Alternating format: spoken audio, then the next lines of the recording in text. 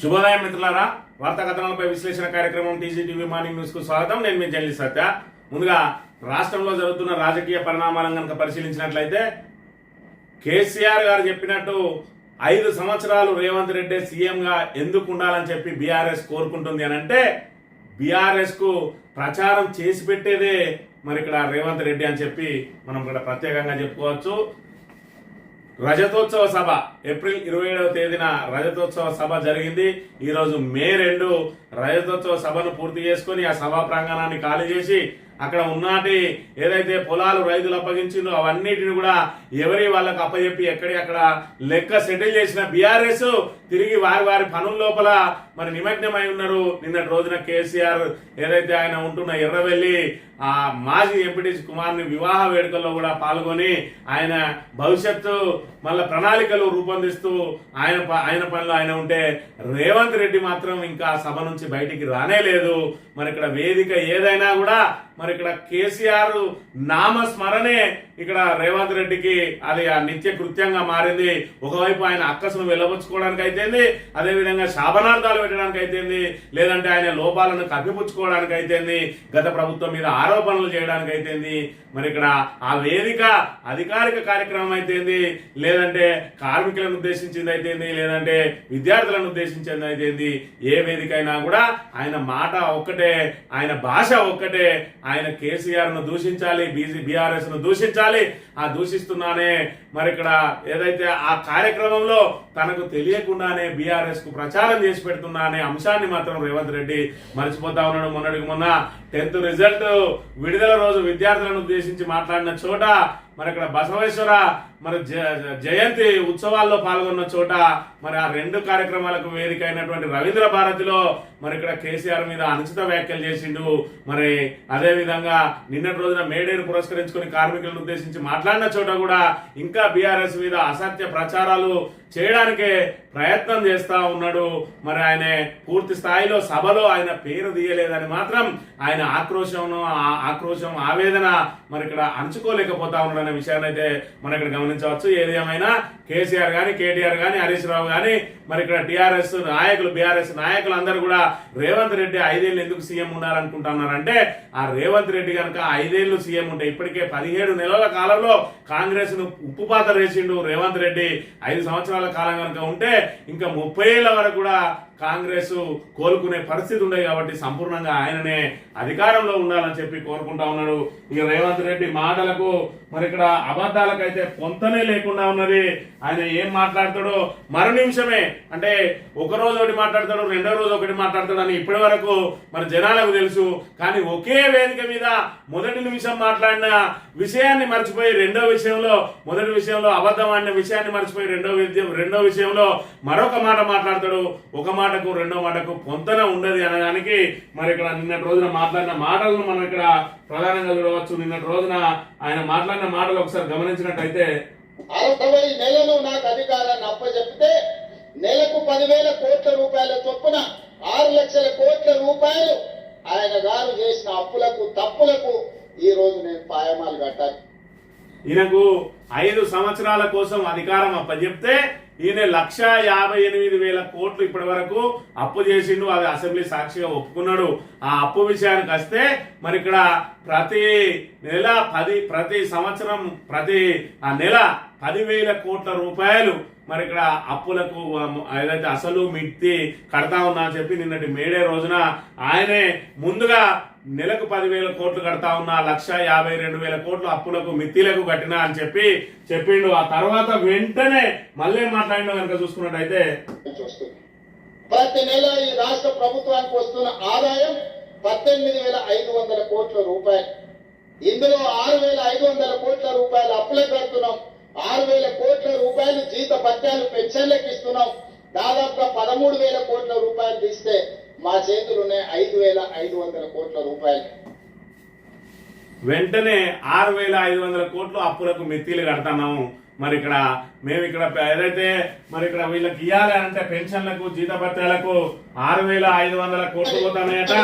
మరి అదే విధంగా ఏదైతే అప్పులకు మిత్రులకు 6,500 కోట్లు పోతున్నాయట. అంటే మరి నా ముందు మాట్లాడినటువంటి 10,000 కోట్లది అబద్ధం అని చెప్పి తేలిపోయినట్టే కదా. మరి ఇంకా ఏం మాట్లాడినా కనుక చూసినట్టయితే ముబారక్ ఆగలేదు. కళ్యాణ్ 60 నెలలు నాకు అధికారాన్ని అప్పచెప్పి ఆయన గారు చేసిన అప్పులకు తప్పులకు ఈ రోజు నేను పాయమాలు కట్టాల్సి వస్తుంది. ఇవాళ ఏ పథకం ఆగలేదు, రైతు భరోసా ఆగలేదు, రైతు రుణమాఫీ ఆగలేదు, షాది ముబారక్ ఆగలేదు, కళ్యాణ లక్ష్మి ఆగలేదు. మా ఆడబిడ్డలకు అదనంగా ఉచిత ఆర్టీసీ బస్ ఇచ్చే 5,000 కోట్ల రూపాయలు ఖర్చు పెట్టినాం. లేదా రాష్ట్ర ప్రభుత్వానికి వస్తున్న ఆదాయం మీ చేతికే ఇస్తాం. ప్రతి నెల ఈ రాష్ట్ర ప్రభుత్వానికి వస్తున్న ఆదాయం 18,500 కోట్ల రూపాయలు. ఇందులో 6,500 కోట్ల రూపాయలు అప్పులకు కడుతున్నాం. 6,000 కోట్ల రూపాయలు జీత భత్యాలు పెన్షన్లకు ఇస్తున్నాం. దాదాపుగా 13,000 కోట్ల రూపాయలు తీస్తే మా చేతులున్నాయి 5,500 కోట్ల రూపాయలు. ఇందులో మీకు ప్రతి సంక్షేమ పథకం అమలు చేయాలి. కనీసం 22,500 కోట్ల రూపాయలు ఉంటే ప్రతి నెల ప్రాథమిక అవసరాలు తీర్చుకోగలుగుతాం.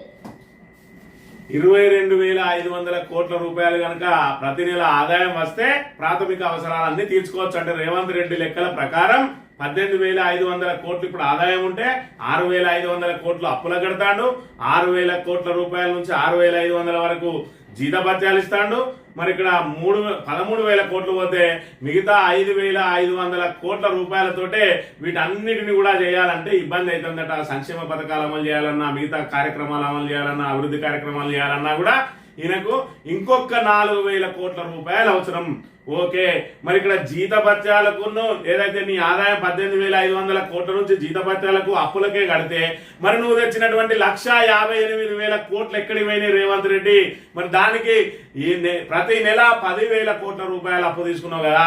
మరి నీ ఆదాయము 18,500 కోట్లు, అప్పు తీసుకున్నది ప్రతి నెల 10,000 కోట్లు, వెలిసి మొత్తం 28,500 కోట్లు నీ లెక్కల ప్రకారమే. నీ ప్రాథమిక అవసరాలన్నీ తీర్చుకోవడం కోసం 22,500 కోట్లు సరిపోతే ఇంకా 6,000 కోట్లు ఎక్కడికి పోయినాయి రేవంత్ రెడ్డి? నువ్వే చెప్పు. అంటే ఇప్పటికి నువ్వు సంక్షేమ పథకాలు అమలు చేస్తలేవు, పెండింగ్ డిఏలు అమలు చేస్తలేవు, పిఆర్సీలు ఇస్తలేవు.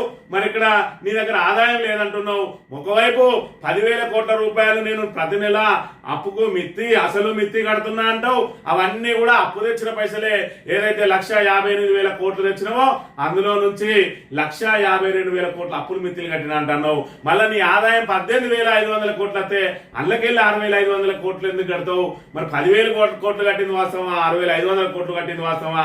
6,500 కోట్లు కనుక నువ్వు కట్టినట్టయితే మరి 18,500కి వెళ్ళి మరి ఈ 10,000 కోట్లు కూడా కలుపుకున్నట్టయితే 28,500 కోట్లు అవుతాయి. అంటే 22,500 కోట్లు నీకు పూర్తిగా అన్నిటికీ సరిపోతే ఇంకా 6,000 కోట్లు మిగులు ఉంటానని కదా. మరి ఇక్కడ ఈ దొంగ డ్రామాలు ఎందుకు, దొంగ మాటలు ఎందుకు? ఏ రకంగా నోటికి వచ్చిన అబద్ధాలు ఏ విధంగా మాట్లాడుతుండో మరి ఇక్కడ రేవంత్ రెడ్డిని అంటే చూడాలి మనం. ఆయన అప్పుల విషయంలో కూడా గతంలో చూసుకున్నట్టయితే బీఆర్ఎస్ ప్రభుత్వం మొదట 6 లక్షల కోట్లు అంటాడు, తర్వాత 7 లక్షల కోట్లు అంటాడు, మళ్ళీ ఇప్పుడు వచ్చినప్పటికీ 8,29,000 కోట్లు అంటాడు. నోటికి ఏదైతే అదే మాట్లాడతాడు. పోనీ 8,29,000 కోట్లు మరి సీఎం మాట్లాడుతా ఉన్నాడు.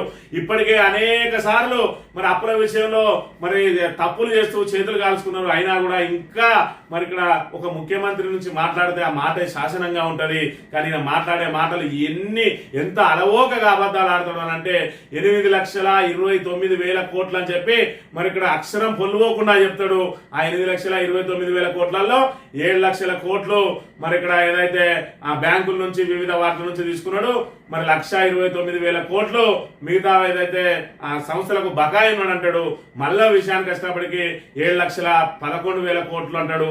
మళ్ళా ఇవి 1,29,000 7,11,000 పోతే 8,29,000 కోట్లు ఎట్టుందో మరి లెక్కలు ఆయనకే తెలవాలి. 7 లక్షల పైచిలకు కోట్ల రూపాయల అప్పులు రాష్ట్ర ప్రభుత్వం మీద ఉన్నాయి. ఆయన 50,000 కోట్ల రూపాయల కాంట్రాక్టర్ల బిల్లులు పెండింగ్ పెట్టాడు. బొగ్గు సరఫరా చేసిన సింగరేణికి 20,000 కోట్ల రూపాయలు పెండింగ్ పెట్టాడు. అదే విధంగా వ్యవసాయానికి ఉచిత విద్యుత్తు అందించిన విద్యుత్ శాఖకు దాదాపుగా 25,000-30,000 కోట్ల రూపాయలు పెండింగ్ పెట్టాడు. ఇట్లా ఇంకొక 1,29,000 కోట్ల రూపాయలు వివిధ సంస్థలకు బకాయిలు పెట్టాడు. 1,29,000 కోట్లు వివిధ సంస్థలకు బకాయి పెట్టిండు.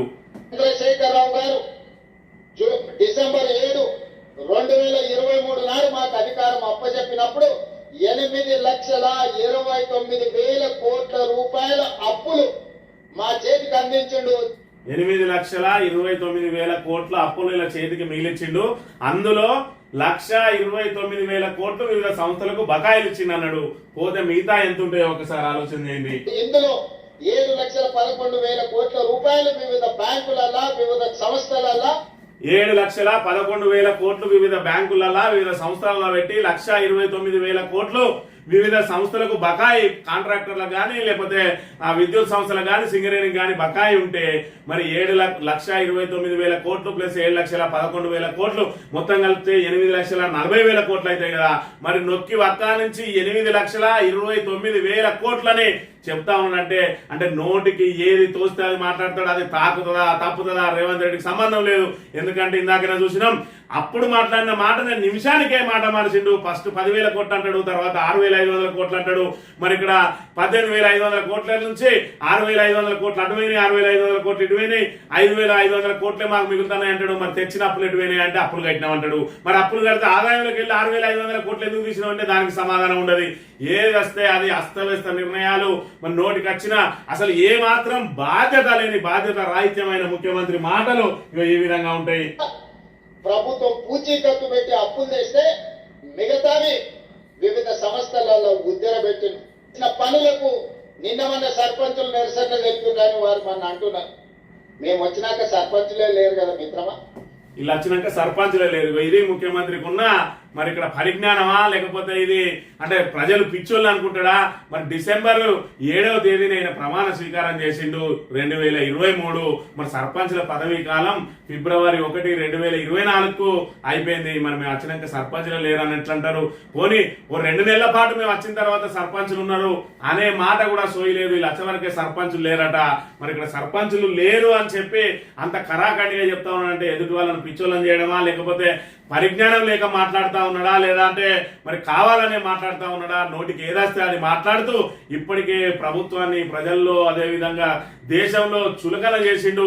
ఒకవైపు ఆర్థిక మరి ఇక్కడ ఉగ్రవాదం జరిగిందంటాడు, మరి ఇక్కడ పూర్తిగా రాష్ట్రం దివాలా తీసిందంటాడు. మరోవైపు చూసుకుంటే రైజింగ్ తెలంగాణను ఎవడు ఆపలేడు అని చెప్పి మాట్లాడతాడు. ఆయన మాటలకు అసలు ఆయన మాట్లాడే మాటలకు ఆయన చేసే చేష్టలకు ఏమైనా పొంతన ఉన్నదా? ఒకసారి ప్రజలే బేరీ చేసుకోవాలి. వార్తా కథనాలు పరిశీలించినట్టయితే నమస్తే తెలంగాణకు సంబంధించి హైడ్రా అనేది మనం చూస్తూనే ఉన్నాం. హైడ్రా ప్రభుత్వ భూములను కాపాడడానికి చెరువులను కాపాడడానికి అదే విధంగా కాంగ్రెస్ ప్రభుత్వం నడుం కట్టింది. ఏదైతే మేము ప్రభుత్వ భూములను ఎక్కడ కూడా అన్యాక్రాంతం కానీయము అని చెప్పి, కానీ అది ఎక్కడ జరుగుతున్నాయంటే ఇగో 60 గజాలున్న ఇగో ఈ పేదోని ఇల్లును కూల్చేస్తాడు. 59 ఎకరాలు మరి ఇది ప్రభుత్వ భూమి అని చెప్తే ఇలా ఫంక్షన్ హాలు వివిధ కట్టడాలు కట్టుకున్నారు బడా బాబులు. ఇది పూర్తిగా ప్రభుత్వ భూమి అని చెప్పి ఆల్రెడీ కోర్టు తీర్పిచ్చింది. దాన్ని హ్యాండ్ ఓవర్ చేసుకుని అని చెప్పి మరి ఇక్కడ ప్రభుత్వ న్యాయవాది ఎవరైతే ఉన్నారో ఆయన డైరెక్ట్ రెవెన్యూ శాఖకు మరి ఇక్కడ లెటర్ కూడా రాసిండు. రాస్తే వాళ్ళు చేసిన పని ఏంటంటే ఒక మూలకు పోయి వాళ్ళ కన్స్ట్రక్షన్లకు ఎలాంటి ఇబ్బందులు లేకుండా పక్కపొంటి ఇది ప్రభుత్వ స్థలం అని ఒక బోర్డు పెట్టి వెళ్ళొచ్చిండు. అదే పేదోని దగ్గరికి మాత్రం బుల్డోజర్ పంపి మరి అప్పటిదప్పుడే కూల్ చేస్తా ఉన్నాడు. వీరు పాపం ఏదైతే 60 గజాలు మోసపోయి కొనుక్కున్నాడు అది ప్రభుత్వ భూమి అని తెలియక కొనుక్కున్నాడు.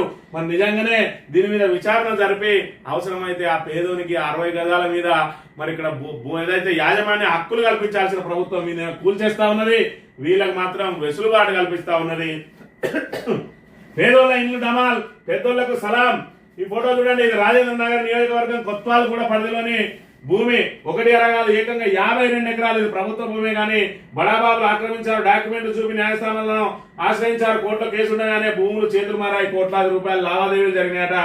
ఫంక్షన్ హాలు ఇతర నిర్మాణాలు వెలిసినాయి. ఈ నేపథ్యంలో రంగారెడ్డి జిల్లా కోర్టు 52 ఎకరాల ప్రభుత్వ భూమి ప్రభుత్వాన్ని అని ప్రైవేట్ వ్యక్తులే కాదని మీరు డిసెంబర్లో తీర్పు చెప్పింది. వెంటనే కేసు గెలిచాం, భూమిని కాపాడేందుకు చర్యలు తీసుకున్నట్టు ప్రభుత్వ న్యాయవాది రెవెన్యూ అధికారులకు లేఖ రాసిండు.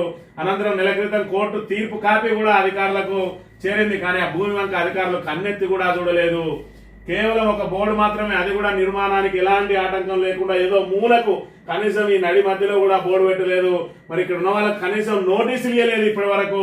మరి వాళ్ళకి మాత్రం ఆటంకం, నిర్మాణాలకు ఆటంకం కలగకుండా మూలకు బోర్డు పెట్టింది. ఇక ఈ ఫోటోలో కనబడుతున్న దీన్ని మాత్రం చూసినట్టయితే ఈ ఫోటోలోని చిన్నులు కూడా అదే నియోజకవర్గంలోనిది, వట్టినాగులపల్లి 132 సర్వే నెంబర్లోనిది భూమి. ఓ నిరుపేద కుటుంబం మోసపోయి కొనుగోలు చేసిన 60 చదరపు గజాల స్థలంలో నిర్మించుకున్న రేకుల షెడ్డు. కానీ ఆ పెద్దల ఆక్రమణలపై చర్యలు తీసుకునే అధికారులు ఈ చిన్న గదిని మాత్రం కూల్చి నిరుపేదలకు నీళ్లు లేకుండా చేసిండ్రు. ఈ పేదల కొంపలపైకి బుల్డోజర్ పోయడం, పెద్దలకు కనీసం నోటీసులు ఇవ్వడానికి అధికారుల చేతులు రాకపోవడం ఏంటి అని అంటే, ఈ పేదోని అడిగేటోడు ఎవరు లేడు, వీని వెనక బ్యాక్గ్రౌండ్ లేదు. మరి ఇక్కడ అరగుంట కొనుగోలు చేసిండు, అది కూడా మోసం చేసిండు వాడిని. మరి ఇక్కడ గవర్నమెంట్ భూమి కొనుక్కున్న కర్మానికి ఇక్కడ బుల్డోజర్లు వచ్చినాయి, కూల్చేస్తా ఉన్నాయి. ఇక్కడ 52 ఎకరాలలో బాజాప్తా ఫంక్షన్ హాల్ కట్టుకొని మరి ఇక్కడ నిర్మాణాలు చేపట్టుకొని ఆ భూమి కూడా చేతులు మారుతా వస్తున్నది. ఇంకా కొనుగోలు అమ్మకాలు జరుగుతూనే ఉన్నాయి. అయినప్పటికీ కోర్టు తీర్పిచ్చిన దాన్ని హ్యాండ్ ఓవర్ చేసుకోవడానికి ప్రభుత్వం మాత్రం ముందుకు రావడం లేదు, అధికారులు ముందుకు రావడం లేదు. ఎందుకంటే వాళ్ళకు రాజకీయ పలుకుబడి ఉన్నది. ఇగో హైడ్రా చేసే పనులన్నీ కూడా హైదరాబాద్ లో ఈ విధంగానే ఉన్నాయి. ఏదైతే పేదోన్ని కూల్చు పెద్దోనికి పెట్టు అని ఒకరిద్దరు సెలబ్రిటీలను మరి బ్లాక్ మెయిల్ చేయడం కోసం నాగార్జున లాంటి ఎన్ కన్వెన్షన్ కూల్చేసి, మేము సెలబ్రిటీలు కానీ ఎవరు కానీ మాకు మా బుల్డోజర్లకు మరి ఇక్కడ ఏదైతే కళ్ళున్నాయి, మరి ఇక్కడ ఏదైతే మేము పెద్ద చిన్న చూడం అందరూ సమానమే మా బుల్డోజర్ల దృష్టిలో అన్నట్టుగా ఆ ఎన్ కన్వెన్షన్ కూల్చేసి మిగతా వాళ్ళందరితోటి మరి ఇక్కడ ఏం రాయబారాలు నడిపినరో రాయబేరాలు నడిపినరో. కానీ హైడ్రా ఇప్పటి వరకు ఒక్క చెరువును పునరుద్ధరించింది లేదు, కానీ అనేక మంది పేదవాళ్ళ గూడ్లను మాత్రం కూల్చేసింది. మరి ఇక్కడ మామూలుగా ఏదైతే చిన్న చిన్న గుడిసెలేసుకున్న వాళ్ళని కూడా లేపేసింది.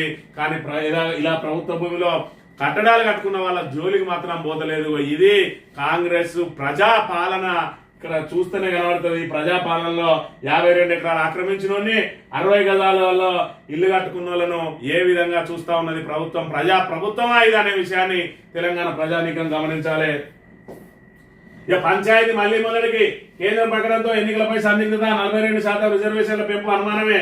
స్థానిక ఎన్నికల నిర్వహణ ప్రశ్నార్థకం, గతంలో మాదిరిగా నిర్వహణ మార్గం అదే జరిగితే హామీకి కాంగ్రెస్ మంగళం. స్థానిక ఎన్నికలపై రేవంత్ దాటవేత, 42% కోటా అమలుపై స్పందించని సీఎం అట. మరి ఇక్కడ చూసుకుంటే పంచాయతీ ఎన్నికలకు సంబంధించి ఏం చెప్పిండు, 42% స్థానిక సంస్థల్లో రిజర్వేషన్ అమలు చేసి తీరుతాం బీసీలకు అని చెప్పి, మరి దానికోసం అని చెప్పి హడావిడిగా ఏదైతే కులగణన అని చెప్పి దాన్ని ఏదో సర్వే పేరుతోటి కులగణన అని చెప్పి తప్పుడుతడగా చేసి మరి దానిలో బీసీల సంఖ్యను గణనీయంగా తగ్గించి ఓసీల సంఖ్యను పెంచి మరి అశాస్త్రీయంగా మరి ఏదైతే తప్పుల తడకగా చేపట్టిన కులగణన సర్వే తోటే దాని మీద చట్టబద్ధత తీసుకొస్తామని చెప్పి అసెంబ్లీలో ఏకగ్రీవ తీర్మానం చేసి దాన్ని గవర్నర్ దగ్గరికి పంపించిండ్రు. మరి అక్కడ నుంచి కేంద్రంకు మరి ఇక్కడ పార్లమెంటు సవరణ కూడా పంపాలని చెప్పి ఏదైతే ప్రయత్నం చేస్తా ఉన్నారో, మరి ఇక్కడ కేంద్రమే కులగణన చేస్తాం, రాష్ట్రాలకు అధికారం లేదు, ఇలా రాజకీయ సర్వే అది, అందులో పూర్తిగా తప్పుల తడక శాస్త్రీయంగా లేవు అని చెప్పి మరి ఇక్కడ మొట్టికాయలు వేసింది. దాన్ని తీసి చెత్తబుట్టలో వారేసింది. వీళ్ళు కులగణన ఏదైతే 160 కోట్ల రూపాయలు ఖర్చు పెట్టి కులగణన పేరుతోటి తప్పుల తడకగా చేపట్టిన సర్వే ఏదైతే ఉన్నదో సర్వేను పూర్తిగా చెత్తబుట్టలో వారేసింది. దాంతో ఇప్పటి వరకు మరి కేంద్రం ఏదో ఒక నిర్ణయం తీసుకుంటే ఆ నిర్ణయం ప్రకారం మనం ముందుకు పోదాం, 42% ఏ విధంగానూ అమలు కాదు కాబట్టి నెపమంతా మరి కేంద్ర ప్రభుత్వం మీద నెట్టి మనం చేతులు దులుపుకొని పాత పద్ధతిలోనే ఎన్నికలు నిర్వహిద్దాం అనుకున్న రేవంత్ రెడ్డికి నెత్తిన మరి ఇక్కడ పిడుగు పడ్డట్టు అయింది. కులగణన మేమే చేపడతాం శాస్త్రీయంగా అని అన్నారు.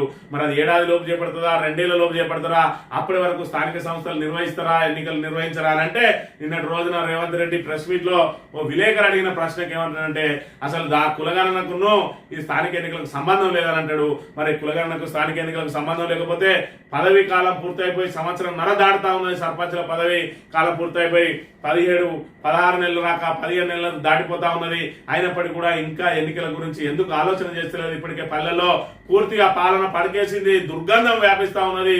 బల్బులు పెట్టడానికి కూడా మరి ఇక్కడ ఏదైతే గ్రామ పంచాయతీల దగ్గర ఫండ్ లేదు, వీటి కేంద్ర ప్రభుత్వం ఇస్తలేదు.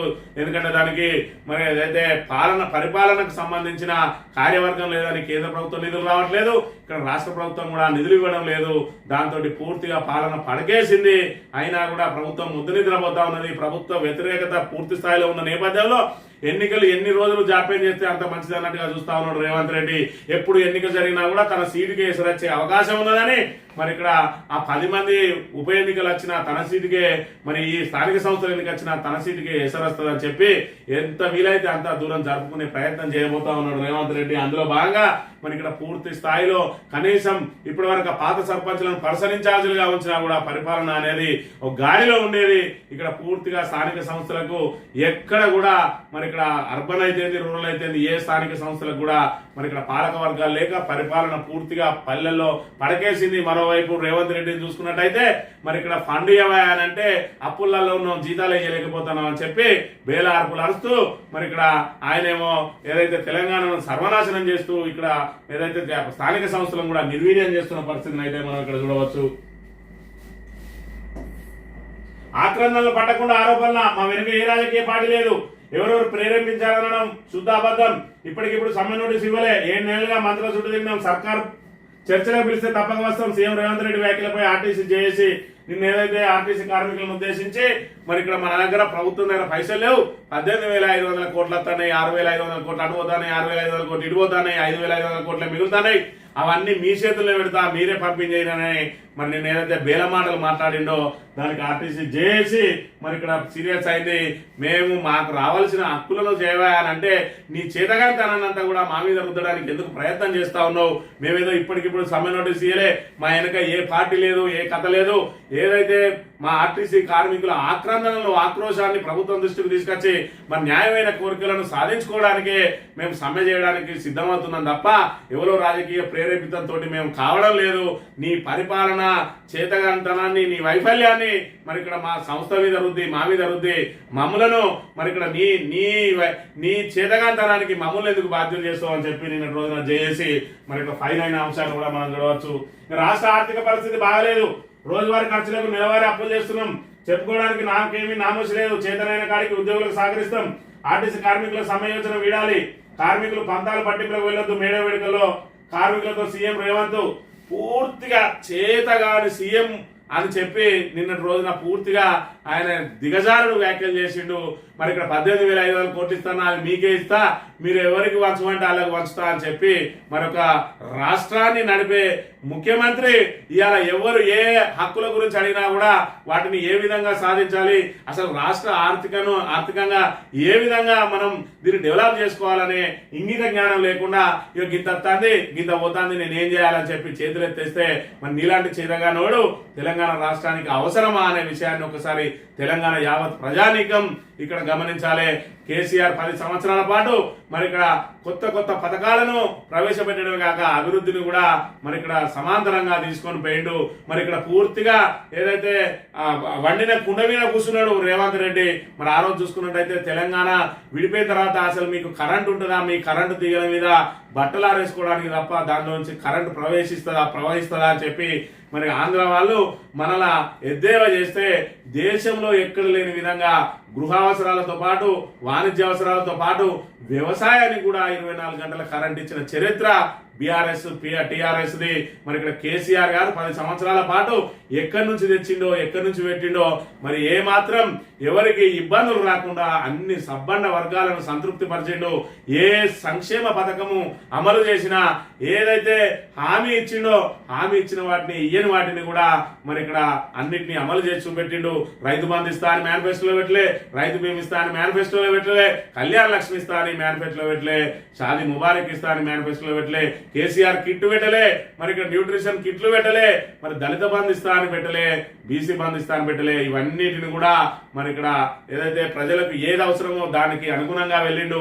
రైతును రాజును చేయడమే లక్ష్యంగా మరి రైతులకు సంబంధించి అన్ని రకాలుగా పెట్టుబడి సాయంతో పాటు వాళ్ళకు సరైన మన సమయంలో ఏదైతే యూరియా అందుబాటులో ఉంచిండు. మరి ఇప్పుడు చూసుకున్నట్టయితే యూరియా కోసం చెప్పులు, అదేవిధంగా పాస్ పుస్తకాలు లైన్ లో పెట్టాల్సిన దుస్థితిని కాంగ్రెస్ ప్రభుత్వం తీసుకొని వచ్చింది. అదేవిధంగా 24 గంటల కరెంటు, మరి కాళేశ్వరం లాంటి బృహత్తర ప్రాజెక్టు తోటి, మరి అదేవిధంగా మిషన్ కాకతీయ తోటి చెరువులను పునరుద్ధరించి మరి ఏదైతే సాగునీరు నిత్యం అందుబాటులో ఉండే విధంగా తీసుకొచ్చి గోదావరిని జలకలతోటి నింపితే మరి ఇక్కడ ఏదైతే భాగ్యం అక్కడ బీఆర్ఎస్ కు దక్కితే ఇవాళ దాన్ని ఎడారిలా మార్చిన వైఫల్యం ఇక్కడ రేవంత్ రెడ్డికి దక్కిందనే విషయాన్ని మనం ఇక్కడ గమనించాలి. ఏది ఏమైనా పరిపాలన వైఫల్యం పరిపాలన చేతగాని వాళ్ళు ఇలా గద్దెనెక్కితే ప్రజలు ఏ విధంగా ఇబ్బందులు పడతారో, ఒక రాజ్యం బాగుపడాలంటే రాజు సమర్థుడై ఉండాలి. సమర్థుడైన రాజుని ఎన్నుకోలేకపోతే ఇగో ఈ విధంగానే రాష్ట్రం అధోగతి పాలవుతుంది అని చెప్పి రేవంత్ రెడ్డిని చూసి నేర్చుకోవాలి మనందరం కూడా. ఇక మింగ మెతుకులేదు మీసాలకు సంపంగా నూనె అన్నట్టు మరి ఇక్కడ బేలార్పులు వరుస్తూ మన దగ్గర డబ్బులే లేవంటాడు. అందాల పోటీలకు 200 కోట్లట. భారీగా ఖర్చుకు సిద్ధమైన రాష్ట్ర ప్రభుత్వం. సర్కారు జిహెచ్ఎంసీ భరించేలా ప్లాన్. 10 ప్రాంతాల్లో వేదికల ఎంపిక ఏర్పాట్లు. అంత ఖర్చు లేదని చెప్పుకొస్తున్న సర్కార్ పెట్టుబడుల కోసమే పోటీలకు సమర్థన.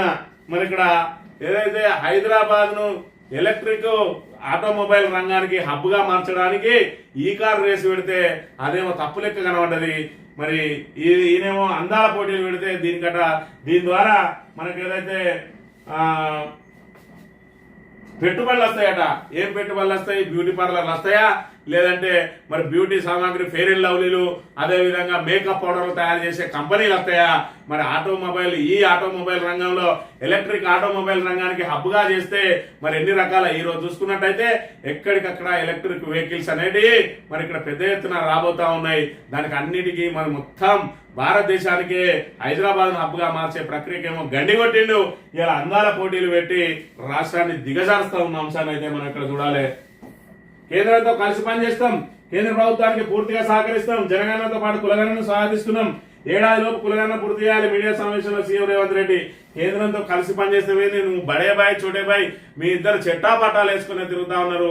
రఘునందన్ రావు నీకు తోడైంది. ఇక్కడ మీరందరూ ఇటు కాంగ్రెస్ బీజేపీ మిలాఖాతాయి బీఆర్ఎస్ మీద బురద జల్లడానికే మీరు 2 పార్టీలు ఏకమైన దానిలో భాగంగానే కాళేశ్వరం ప్రాజెక్టును ఎండబెట్టి ప్రజలను నానా ఇబ్బందులు పెట్టడానికి ఎన్డీఎస్ఏ రిపోర్టును మీరిద్దరు కలిసి మరి ఇక్కడ తప్పుడు తడకగా తయారు చేయించి దాన్ని పెట్టి ఇలా కాళేశ్వరం కూలిపోయింది మరి కాలిపోయింది అని చెప్పి లేనిపోని అభూత కల్పనలు చేస్తూ ఈరోజు ప్రజలను తిక్కమక్క పెట్టే ప్రయత్నం చేస్తా ఉన్నారు. ప్రజలందరూ కూడా క్లారిటీగా ఉన్నారు.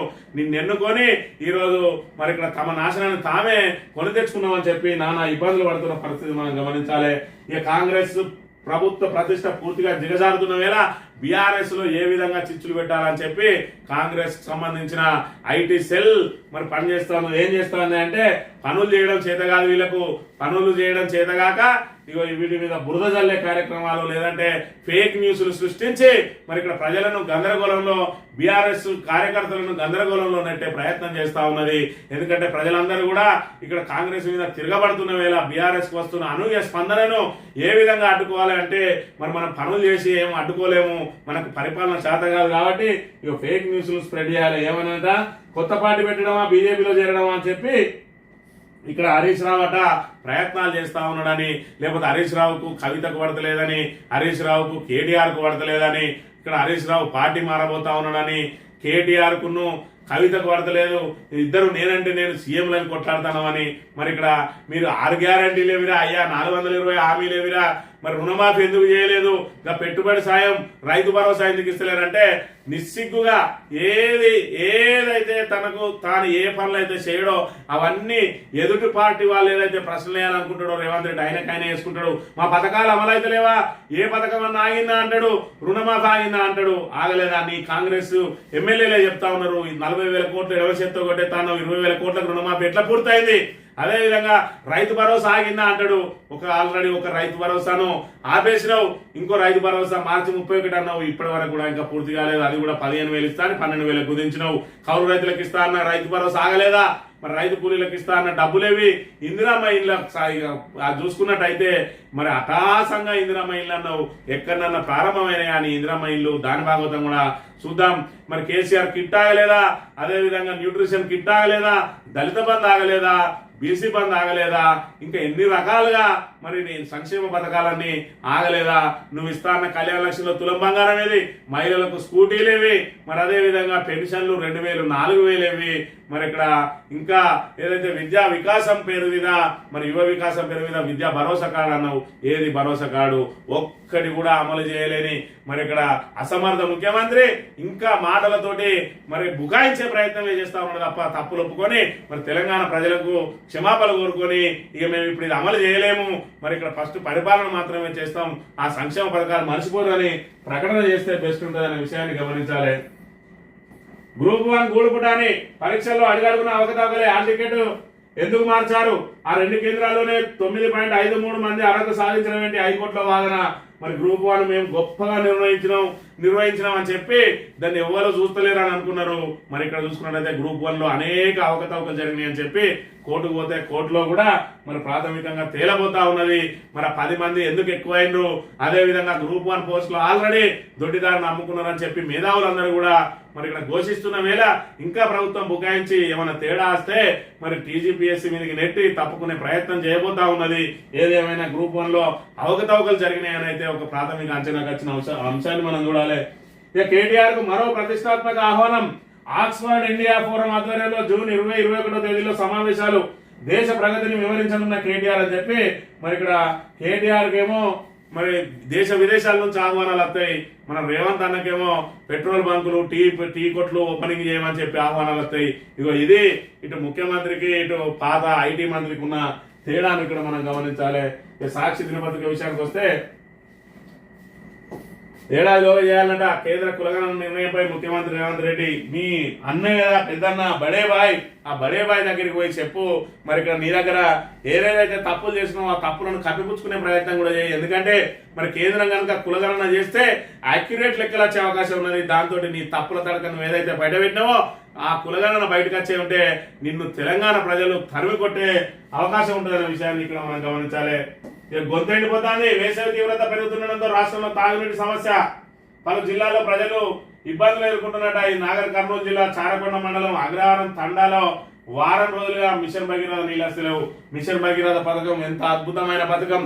ప్రతి ఇంటింటికి నల్లా పెట్టి నల్లా తిప్పుకుంటే నీళ్ళు వచ్చే పథకం. ఒకప్పుడు నీటి కోసం కిలోమీటర్ల మేర తిరిగిన వాళ్లకు ఇంటింటికి నీళ్లు తీసుకొచ్చి అది కూడా ఫ్లోరైడ్ సమస్యను అరికట్టడం కోసం నల్గొండ లాంటి ప్రాంతానికి కూడా గోదావరి నీళ్లను మళ్లించిన చరిత్ర కేసీఆర్ అయితే మరి ఇక్కడ పెట్టిన కుండ వండిన బియ్యం అన్నట్టు వండిన అన్నం అన్నట్టు ఆ వండిన అన్నాన్ని వడ్డించడానికి కూడా చేతగాక ఆ ఏదైతే ఆ పథకాలను నిర్వహించలేక నిర్వహణ లోపంతో ఈ విధంగా మరి ఇక్కడ చేస్తా ఉన్నాడు. మరి ఎల్లంపల్లి నుంచి నీళ్ళన్నీ కూడా సరఫరా అయితే ఎల్లంపల్లిలోకి నీళ్లు రావాలంటే అక్కడ మేడిగడ్డను పునరుద్ధరించాలి. అక్కడ కేవలం 7వ బ్లాక్ ఉంగింది 450 కోట్లతో అవుతుంది అని చెప్పి మరి ఎల్ఎన్టీ కంపెనీ వాళ్ళే తామే స్వయంగా చేసి పెడతాం, మరి దానికి మేమే బాధ్యత వహిస్తామన్నా కూడా వాళ్ళను కూడా కట్టనీయకుండా మరి అన్నారం సుందీల లాంటి ప్రాజెక్టులకు దానికి కించిత్తు మరి ఇక్కడ ప్రమాదం లేకున్నా కూడా 2 గేట్లను కూడా ఎత్తి గోదావరి నిడారిగా మార్చి ఈ రోజు ఎక్కడో ఉన్న నాగర్ కర్నూలు జిల్లాల్లో కూడా నీటి కొరతను తీసుకొచ్చిన ఘనత మన రేవంత్ అన్నదనే విషయాన్ని మనం ఇక్కడ గమనించాలి. తెలంగాణలో చేసింది కుల సర్వేనే, కులగణన కాదు. అది కూడా తూతూ మంత్రమే. కేంద్రం చేపట్టే కులగణన శాస్త్రీయంగా ఉంటుంది. చట్ట సవరణ తర్వాత 2026లో కులగణన మొదలు. కులగణనపై రాహుల్ గాంధీ మాటలు సిగ్గుచేటు. కేంద్ర మంత్రి బీజేపీ రాష్ట్ర అధ్యక్షుడు కిషన్ రెడ్డి అని మరి ఇక్కడ 2026లో కులగణన మొదలైతే ఓ ఏడాది లోపు పూర్తయితుంది అనుకున్నా. 2027లో అయితే 2027 ఆ ప్రాంతంలో పూర్తయిపోతే మరి ఇక్కడ మనం ఇవాళ 2025లో ఉన్నాం. 2024 ఫిబ్రవరిలో అదేవిధంగా 2024 జూలైలో మరి ఇక్కడ స్థానిక సంస్థలకు సంబంధించిన ఇటు గ్రామ పంచాయతీలు అయితే ఇటు మండల పరిషత్ జిల్లా పరిషత్లు అయితే ఆ తర్వాత మున్సిపాలిటీ అయితే వీటి అన్ని పదవీ కాలం ముగిసింది. మరి ఇక్కడ 42% నువ్వు ఇచ్చేది లేదు, సచ్చేది లేదు. మరి ఇక్కడ ఈ ఎలక్షన్ నిర్వహించేది లేదు. పోనీ ఆ కులగణన బేస్గా తీసుకుందామనంటే 2027 అంటే ఇంకా 2 సంవత్సరాలు పట్టే అవకాశం ఉన్నది. దాంతో పూర్తిగా కాంగ్రెస్ ప్రభుత్వం ఇక్కడ పూర్తిగా తెలంగాణ నుంచి వెళ్ళిపోయే వరకు కూడా స్థానిక సంస్థలకు ప్రజాప్రతినిధులు ఉండే అవకాశం అయితే లేదు అనే విషయాన్ని మనం ఇక్కడ ప్రధానంగా గమనించాలి.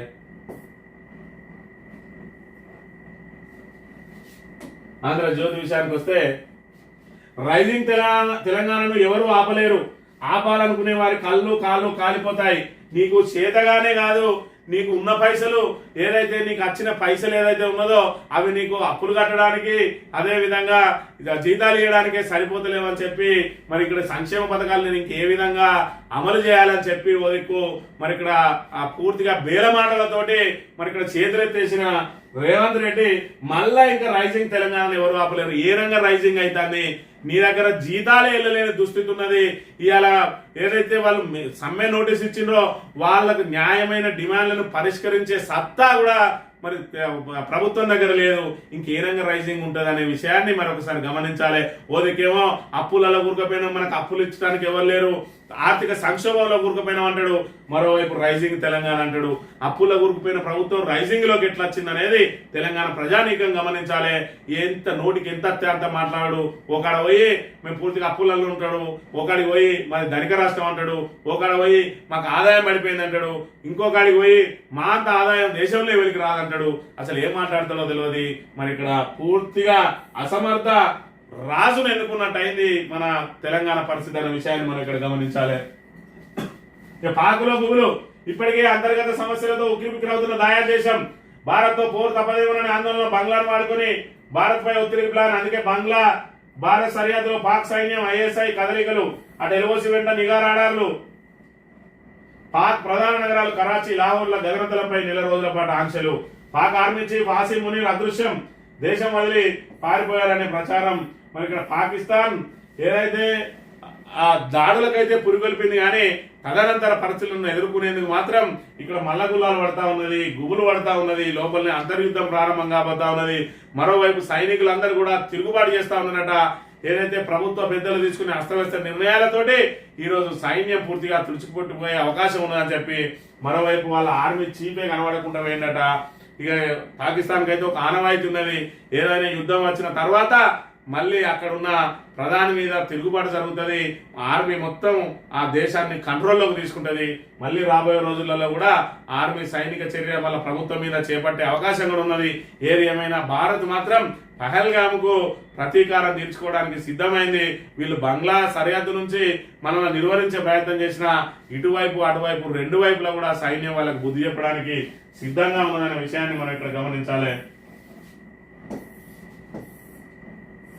అవుట్ సోర్సింగ్ భారం తగ్గించుకుందాం, అవసరానికి మించి ఉన్న ఉద్యోగులను సాగనంపిన సర్కార్ ప్రస్తుతం 1,27,326 మంది సర్దుబాటు చేశాక 19,000 మంది తొలగింపు. మరి ఇక్కడ చూసుకుంటే మేము ప్రైవేట్ లో ఉద్యోగాలు కల్పించినాం, 60,000 ఉద్యోగాలు ఇచ్చినాం అని చెప్పి ఏదైతే గొప్పలు చెప్పుకుంటా ఉన్నారో, మరి అవుట్ సోర్సింగ్ ఇప్పటికే 19,000 తీసేసారట. మీ తాబేదారు పత్రికనే రాసింది 19,000 మంది అని చెప్పి. మరి ఆ 19,000 ఇంకెంత పెద్ద ఉంటుందో సంఖ్య. మరి నువ్వు ఇచ్చిన ఉద్యోగాలన్నీ, మరి ఏదైతే కేసీఆర్ ఇచ్చిన ఉద్యోగాలను పక్కకు పెడితే నువ్వు ఇచ్చిన ఉద్యోగాలు ఎన్నో, నువ్వు పీకేసిన ఉద్యోగాలు కూడా గన్నే ఉన్నాయి అని అంటే మరి నీ రైజింగ్ ఏడవైంది రేవంత్ రెడ్డి. ఈ 19,000 మందిని ఎక్కడన్నా సర్దుబాటు చేయాలి, కానీ వాళ్ళకు ఉద్యోగ భద్రత కల్పించాలి. వాళ్ళను మరి పీకి పడేస్తే వాళ్ళకు ప్రత్యామ్నాయం ఎవరు చూపించాలి? మరి ఇక్కడ నేను ప్రైవేట్ లో ఉద్యోగాలు కల్పించిన అన్నావు, అసలు నీ ప్రైవేట్ లో ఎక్కడ నీ కంపెనీలు వచ్చినాయి, ఎక్కడ ఉద్యోగాలు కల్పించినావు? కాగిదాల మీదనే నీ ఉద్యోగాలు ఉంటున్నాయి, కాగిదాల మీదనే నీ తెలంగాణ రైజింగ్ ఉంటుంది. మరి ఇక్కడ వాస్తవానికి వచ్చినప్పటికి మాత్రం నాకు అప్పు ఉడతలేదని చెప్పి ఇప్పటికే 1,58,000 కోట్ల అప్పు తీసుకొచ్చి 400 ఎకరాలను పూర్తిగా అమ్మకానికి పెట్టి యూనివర్సిటీ భూములను అక్కడ పర్యావరణాన్ని దెబ్బతీసే ప్రయత్నం చేస్తే, మరి అక్కడ ఏదైతే పూర్తిగా పర్యావరణ ప్రేమికులు అయితేంది, విద్యార్థులు అయితేంది, మేధావులు అయితేంది, వివిధ పార్టీలు అయితేంది, జర్నలిస్టులు అయితేంది, సెలబ్రిటీలు అయితేంది, ఆఖరికి ఐఏఎస్లు అయితేంది, వాళ్ళందరూ కూడా తిరగబడ్డారు. చివరికి మరి ఇక్కడ మాజీ ఐఏఎస్లు, ఐపీఎస్లు, ఐఆర్ఎస్లు, వాళ్ళ ఐఎఫ్ఎస్లు వాళ్ళందరూ కూడా తిరగబడ్డారు. దాంతో అక్కడ ప్రభుత్వం తోక ముడిచింది. ఇక ఎక్కడ భూములు ఉన్నాయని చెప్పి ఇంకా వేట సాగిస్తా ఉన్నది. మొత్తానికైతే పరిపాలన చేత కాదు అని చెప్పి రేవంత్ రెడ్డి సభాముఖంగానే ఒప్పుకున్న అంశాన్ని మనం ఇక్కడ గమనించాలి.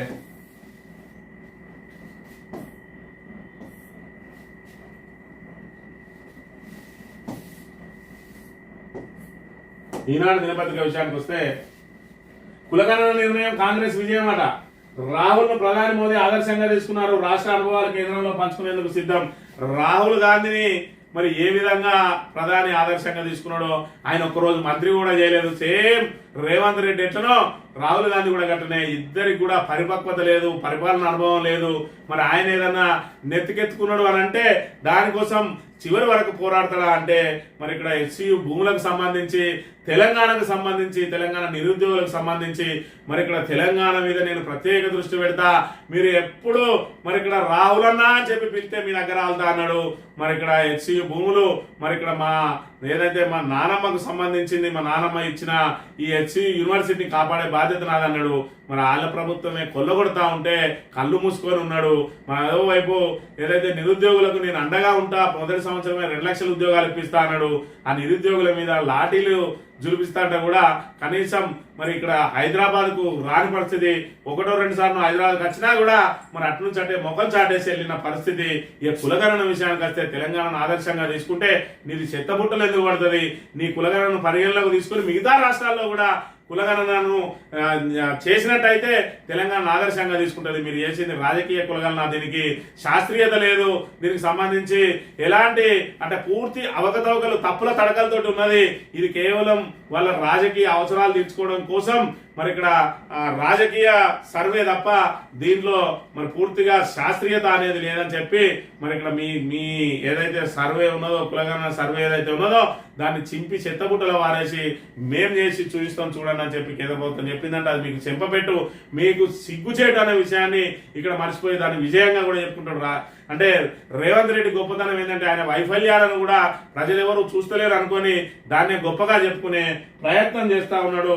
మరి అందులో భాగంగానే ఇప్పటి వరకు అట్టహాసంగా చేసిన కులగణన సర్వే మరి చెత్తబుట్టలో పడ్డది. స్థానిక సంస్థలకు సంబంధించి ఎప్పుడు పెడతారు సార్ ఎలక్షన్లు అంటే సమాధానం లేదు. కులగణన మరి ఇప్పుడు వాళ్ళు మళ్ళీ చేపడతారటగా, అంటే కులగణనకు దీనికి సంబంధం లేదంటాడు. కులగణనకు దీనికి సంబంధం లేకపోతే మరి ఇప్పుడు ఎలక్షన్లు పెట్టాల్సిన బాధ్యత లేదా అనే విషయాన్ని ఇక్కడ గమనించాలి. రేవంత్ రెడ్డి ఎలక్షన్లు పెట్టడానికి ఎందుకు జంకుతా ఉన్నాడు అంటే ఇక్కడ ఎలక్షన్లలో ఏ మాత్రం తేడా జరిగినా కూడా ఆయన సీటు కిందికి ఎసరొచ్చే అవకాశం ఉన్నది. అయినా కూడా సుప్రీంకోర్టు ద్వారా ఖచ్చితంగా మరి 10 మంది ఎమ్మెల్యేలకు సంబంధించి, ఫిరాయింపు ఎమ్మెల్యేలకు సంబంధించి అయితే ఉప ఎన్నికలు రాబోతా ఉన్నాయి. ఆ ఉప ఎన్నికల తర్వాతనైనా నీ బండారం బట్టబయలు కాక తప్పదు అని చెప్తూ ఇది ఈరోజు మార్నింగ్ న్యూస్. రేపు వెళ్తాం. Thank you very much.